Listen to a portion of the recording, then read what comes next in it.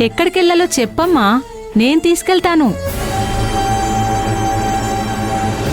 భార్యాభర్తల మధ్య గొడవలు రావడం సహజమే. సర్దుకుని కాపురం చేసుకుని పోవాలి. నా పెళ్ళై 20 సంవత్సరాలవుతుంది.